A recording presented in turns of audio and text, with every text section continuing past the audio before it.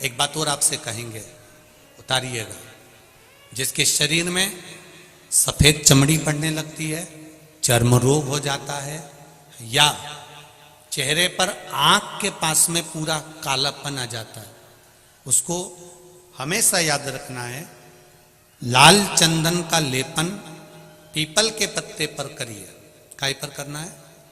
People के पत्ते पर लाल चंदन का लेपन करिए। लेपन कर कर सोमवार की अष्टमी के दिन उसको लेपन कर कर वापिस निकाल कर शंकर भगवान पर उसका धीरे धीरे त्रिपुंड बनाकर लेपन करना प्रारंभ करिए।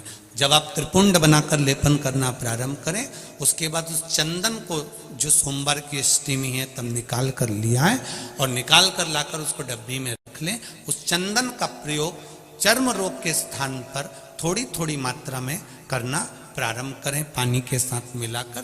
परंतु उस चंदन को केवल 6 से 7 दिन में प्रयोग करिएगा, ज़्यादा नहीं। धीरे धीरे चमड़ी, परंतु उसको सोमवार की अष्टमी के दिन सिद्ध कर कर बनाना है। उसको सोमवार की अष्टमी के दिन चढ़ाना है श्री शिवाय नमस्तुभ्यम या ओम नमः शिवाय या पंचाक्षर मंत्र या महामृत्युंजय मंत्र, जो आपको आता हो, शिव जी का जो नाम आपको याद हो उसको बोलकर चढ़ा दो। उसको लिया, फिर उसको अपने शरीर पर लगाना प्रारंभ करो। उसका फल आपको 15 दिन के अंदर धीरे धीरे धीरे धीरे प्राप्त होना प्रारंभ हो। लाल चंदन का प्रयोग शिव जी के लिए अवश्य। दूसरा,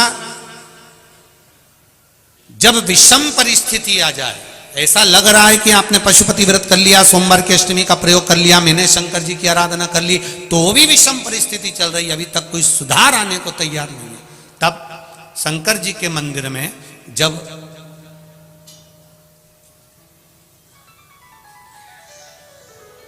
बेलपत्र चढ़ाने के लिए आप जाएं, तब प्रयास करिएगा कि बेलपत्र को, अशोक सुंदरी का स्थान सबको मालूम है ना?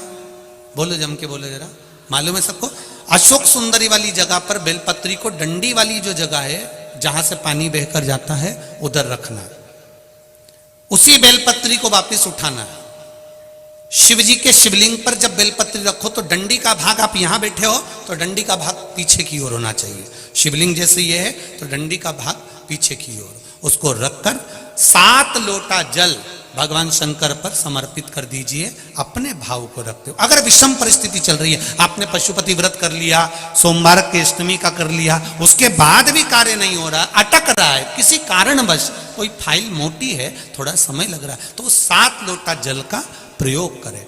धीरे धीरे 7 लोटा जल शिव जी को बाल्टी में भरकर ले जाएं अपने घर से।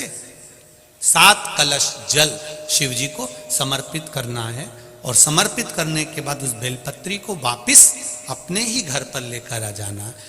11 दिन 21 दिन उसको रखो, फिर उसका विसर्जन वापिस किसी नदी, सरोवर, तालाब या वृक्ष के नीचे कर दीजिए। बाबा हाथ पकड़कर बाहर निकाल ही देगा। परिस्थिति अगर बहुत विचित्र, विषमता, बहुत विषम परिस्थिति में उस जगह पर इसका प्रयोग कर सकते। शंकर भगवान को रिझाना, बेलपत्र का प्रयोग भगवान शिव को रिझाने का जो आनंद है, शिव को जो मनाने का आनंद है, वो एक स्वरूप ही अलग है, उसका एक स्वरूप आनंद।